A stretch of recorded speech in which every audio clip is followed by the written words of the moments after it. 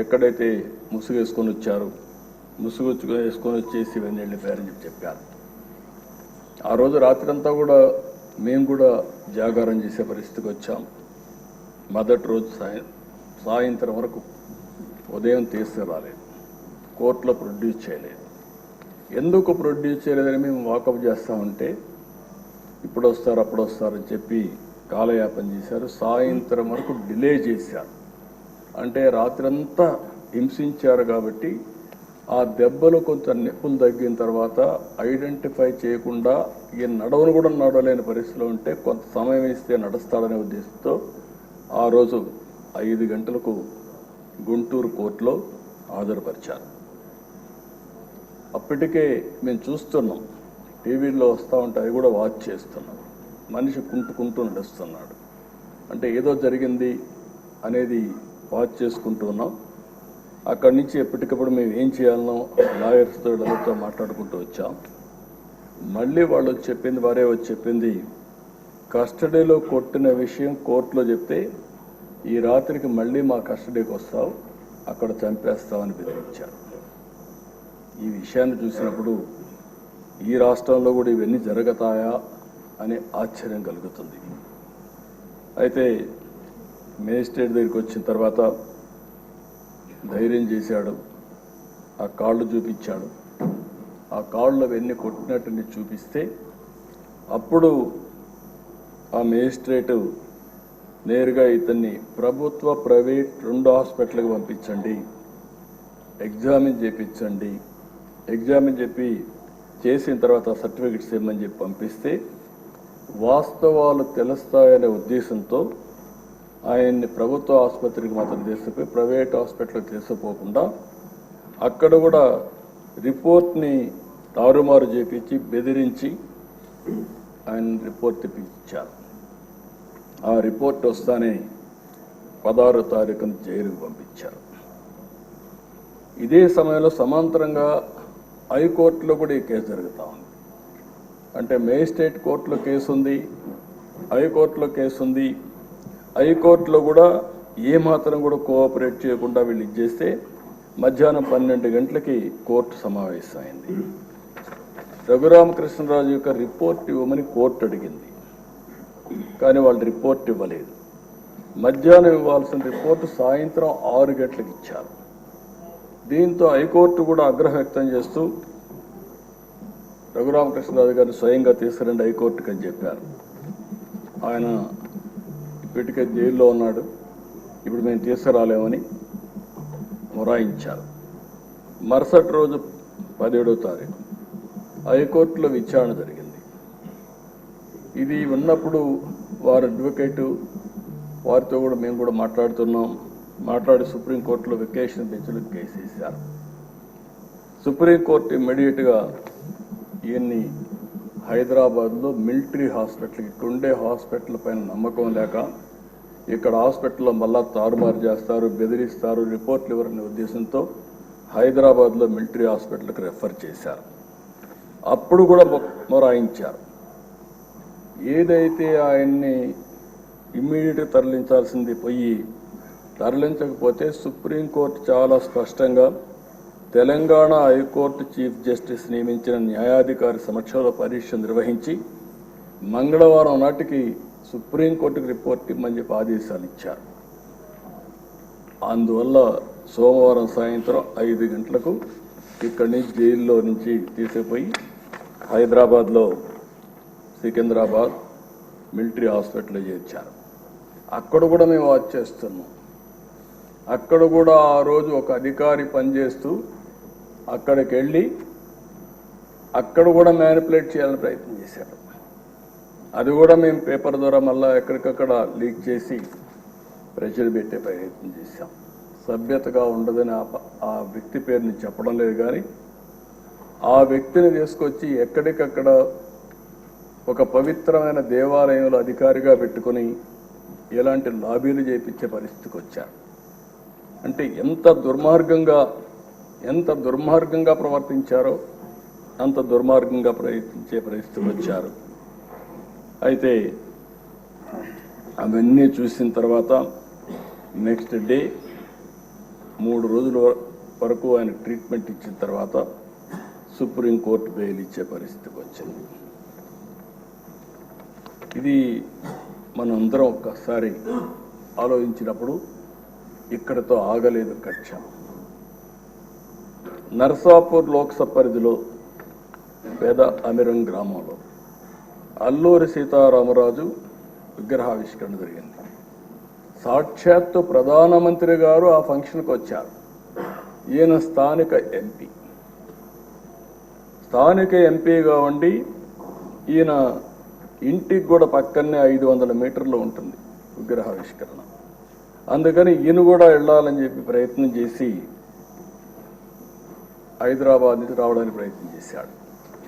కానీ ప్రయత్నం చేసి పర్లేదు వెళ్ళాలి అనే ఉద్దేశంతో నర్సాపూర్ ఎక్స్ప్రెస్లో టికెట్లు కూడా రిజర్వ్ చేసుకున్నాడు. బేగంపేటకు వచ్చిన తర్వాత దిగేశాడు. దిగి మళ్ళీ అందరికి మెసేజ్ ఇచ్చారు, మాకు కూడా మెసేజ్ వచ్చింది, నేను వెళ్ళడం లేదు, నేను వెళితే ఏదైతే సత్తెనపల్లి ఆ ప్రాంతం పిడుగురాళ్ళ సత్తెనపల్లిలో వాళ్ళు ఒక ప్లాన్ చేశారని తెలిసింది, అవసరమైతే భోగిని తగలబెట్టి చంపేయాలని చెప్పి ఆ వార్త తెలిసింది కాబట్టి నేను దిగేశాను, నేను పోవడం లేదని చెప్పి దిగేసి వచ్చే పరిస్థితికి వచ్చాడు. అంటే ఇవన్నీ చూస్తే ఇవి సాధ్యమా, ఇవి జరుగుతాయా అనిపిస్తుంది. కానీ వీరి విషయంలో ఇవన్నీ జరిగాయి. 5 సంవత్సరాలు ఎంపీగా ఎన్నికైన తర్వాత నియోజకవర్గానికి రాలేకపోతే కడాను రచ్చబండ పెట్టి ప్రజలకు జరిగిన విషయాలు జరిగినట్టు చెప్పి ప్రజల ఆదరణ పొందిన వ్యక్తి ఈ రఘురామ్.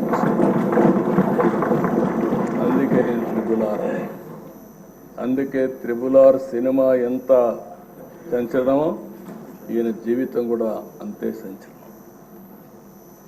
ఇంకొక విషయం కూడా మనం గుర్తుపెట్టుకోవాలి. మామూలు వ్యక్తి అయితే ఆ ధైర్యంగా ముందుకు వచ్చేవాడు కాదు. ఒక్కసారి నేను ఎన్నోసార్లు చెప్పాను, కొంతమంది నేరస్తులు నాకు ఇది చూసినప్పుడు ఒకటి గుర్తొస్తుంది. ఇలాంటి చూసినప్పుడు ఇంకా చాలా జరుగుతున్నాయి. అవి చూసినప్పుడు నాకు ఎప్పుడు కూడా దేశంలో ఎక్కడన్నా జరిగిందా అని నేను అధ్యయనం చేశాను. ఇక్కడుండే శాసనసభ్యులు 5 కోట్ల ప్రజలు కూడా అర్థం చేసుకోవాల్సిన అవసరం ఉంది.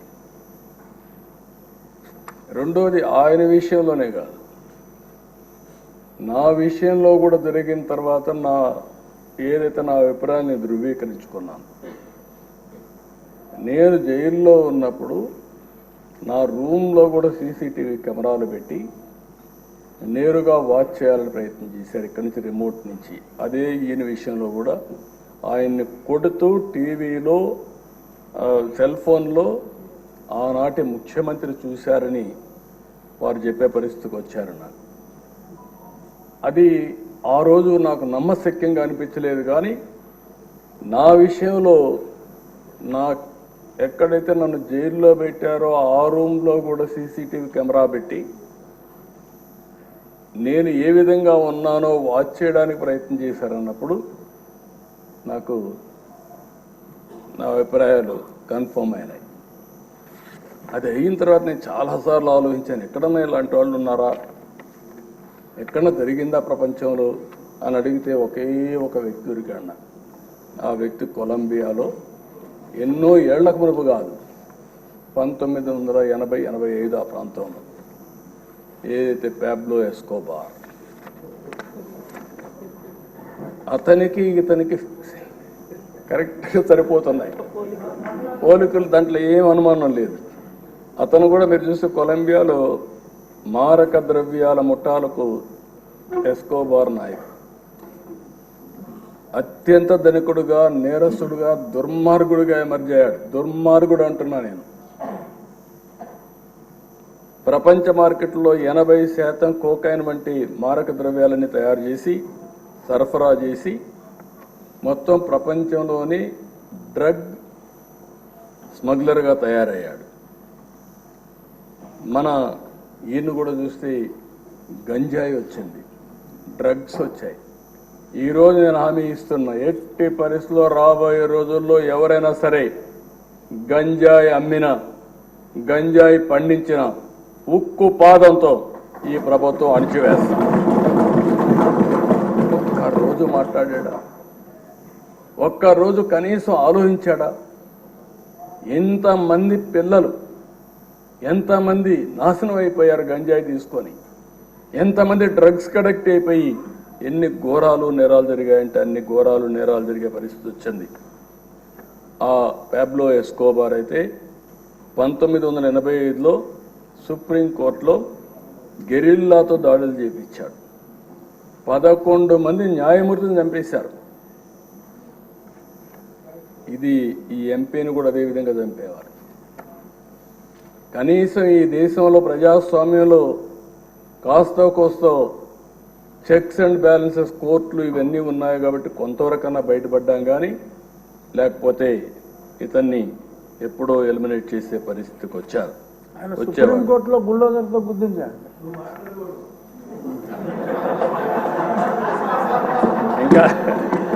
ఇంకా అలవాటు కాలేదు.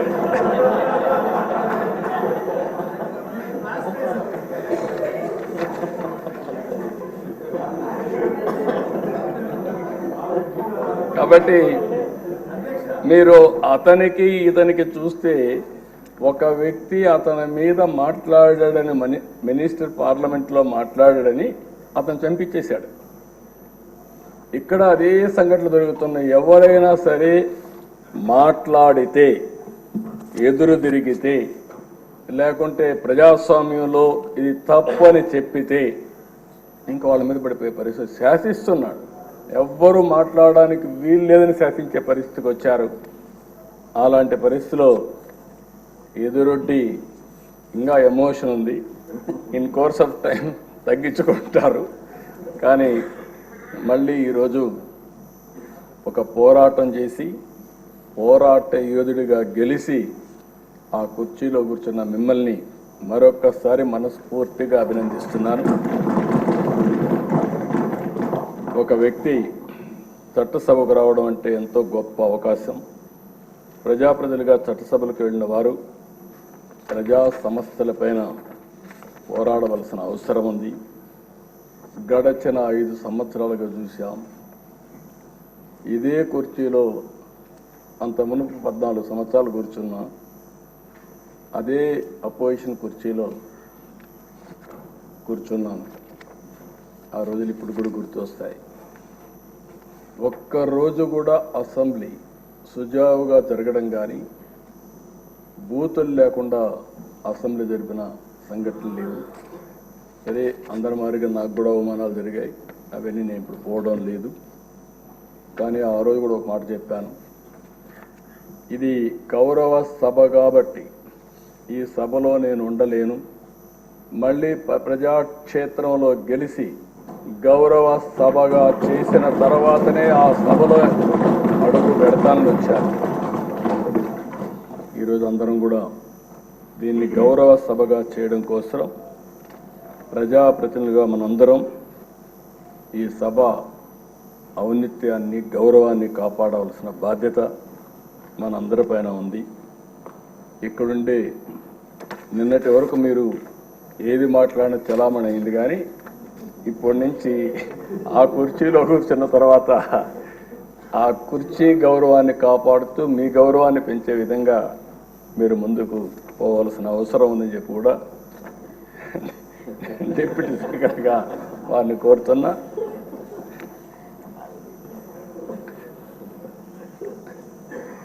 ఇంకొక పక్కన ఎప్పుడు కూడా మనందరం ఒకటి గుర్తుపెట్టుకోవాలి, ఇక్కడుండే వాళ్ళందరం చాలామంది బాధితులు ఉన్నాం. ఇంత మునుపు స్పీకర్ గారు ఉన్నారు. స్పీకర్ గారు ఆ వయసులో ఉంటే ఆయన రాజకీయ అనుభవం కూడా అపారం. 83 నుంచి రాజకీయాల్లో ఉన్నారు. 7 సార్లు ఎమ్మెల్యే అయ్యాడు. అలాంటి వ్యక్తి మీద అటెంప్ట్ రేప్ కేసు పెట్టారు. అంటే ఏమన్నా నాకైతే అర్థం కావడం లేదు. ఇప్పుడు ఆయన అదే బ్యూటీ ఆఫ్ డెమోక్రసీ. ఆయన ఇప్పుడు స్పీకర్, అదే మాదిరిగా ఈయన్ని చంపేయాలనుకున్న ఆయన ఇప్పుడు deputy speaker. Can you imagine this? అందుకే ప్రజల్లో ప్రతి ఒక్క విషయాన్ని వాచ్ చేస్తారు.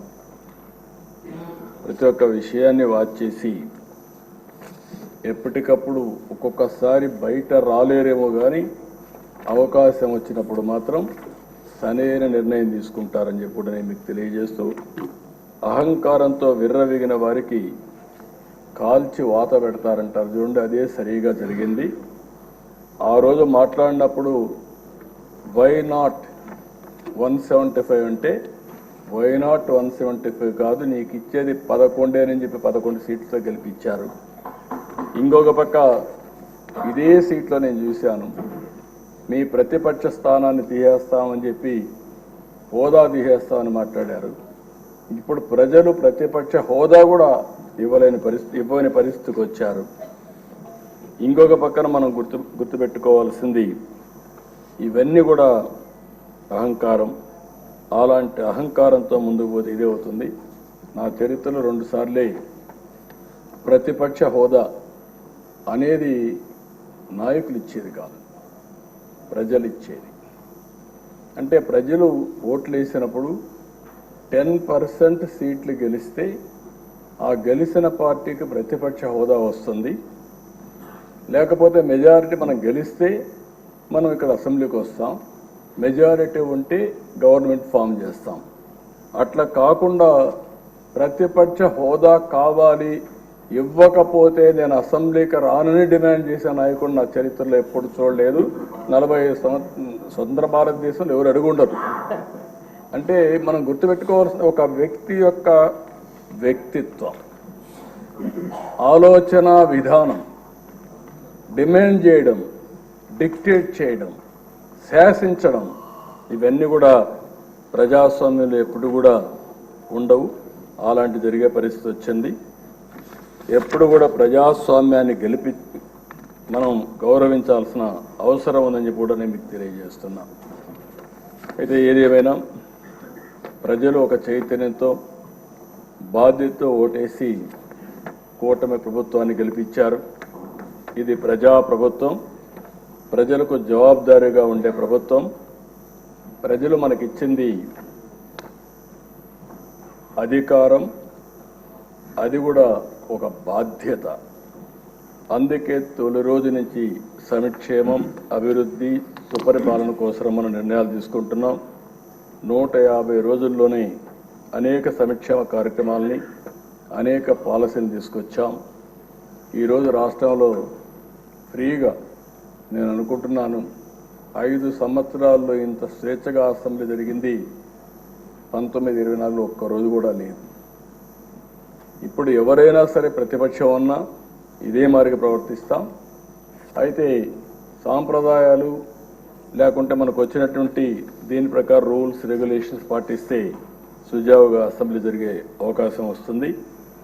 అదే మరి ఇంకొక పక్కన మనందరి బాధ్యత విధ్వంసమైన రాష్ట్రాన్ని మళ్ళీ నిలబెట్టడానికి మనం నిర్ణయాలు తీసుకోవాల్సిన అవసరం ఉంది. అలాంటి నిర్ణయాలకు ఈ సభ ఒక వేదిక. ఇంకొక పక్క ఒక పబ్లిక్ పాలసీ చరిత్రను మారుస్తుంది. ప్రజలకు మనం ఇచ్చే విధానాలన్నీ ఇక్కడనే చర్చిస్తున్నాం, అవన్నీ రూపకల్పన చేస్తున్నాం. ఆ రూపకల్పన చేసి అవి అమలు చేస్తే ఒక చరిత్రని తిరగరాసే అవకాశం ఉంటుంది. ఈ యొక్క 24-29 శాసనసభ అలాంటి చరిత్ర తిరగరాయడానికి, స్వర్ణ ఆంధ్రప్రదేశ్ చరిత్రని ప్రారంభించడానికి ఈ సభ ఎంతో దోహదం చేస్తుంది. అలాంటి సభలో అధ్యక్షులుగా చింతకాయల అయ్యన్నపాత్రుడు గారు, డిప్యూటీ స్పీకర్గా మీరు ఉండడం మాకెంతో గౌరవం అని చెప్పి కూడా నేను మీకు తెలియజేసుకుంటున్నా. అయితే అధ్యక్ష, నాకు ఒకటి అనిపిస్తుంది, మిమ్మల్ని నాడు రాష్ట్రానికి రానియని వాళ్ళు నేడు మీ ముందు సభలోకి రాలేని, కూర్చోలేని పరిస్థితి వచ్చింది.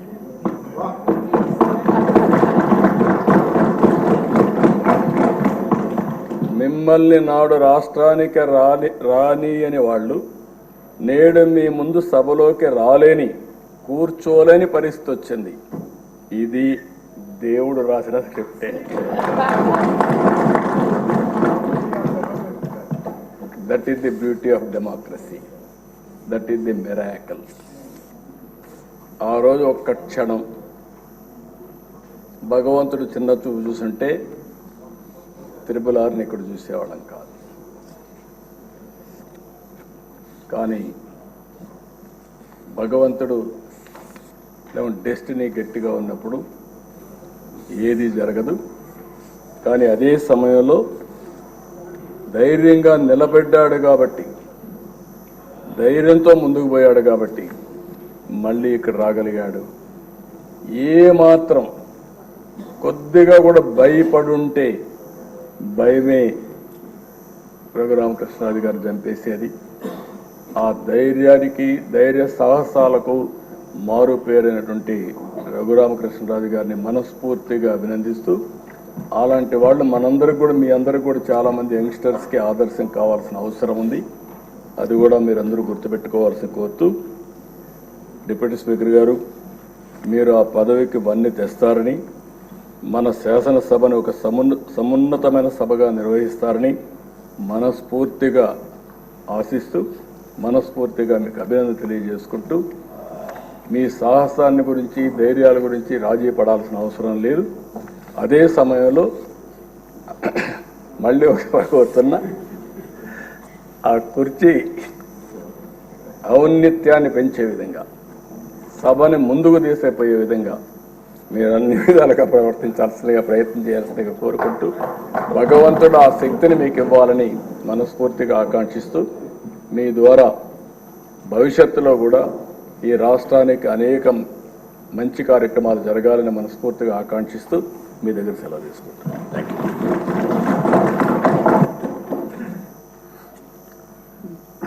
గౌరవనీయులైన ఉప ముఖ్యమంత్రి వర్యులు శ్రీ పవన్ కళ్యాణ్ గారు.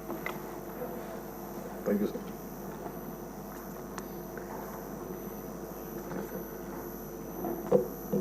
డిప్యూటీ స్పీకర్, ఈరోజు ఎన్నికైన శ్రీ కనుమూరి రఘురామకృష్ణరాజు గారికి మనస్ఫూర్తిగా నా శుభాకాంక్షలు తెలియజేస్తాను. గౌరవ ముఖ్యమంత్రి శ్రీ నారా చంద్రబాబు నాయుడు గారికి, గౌరవ శాసనసభ్యులకు, మంత్రివర్గ సభ్యులకు, ప్రతి ఒక్కరికి నా హృదయపూర్వక నమస్కారం.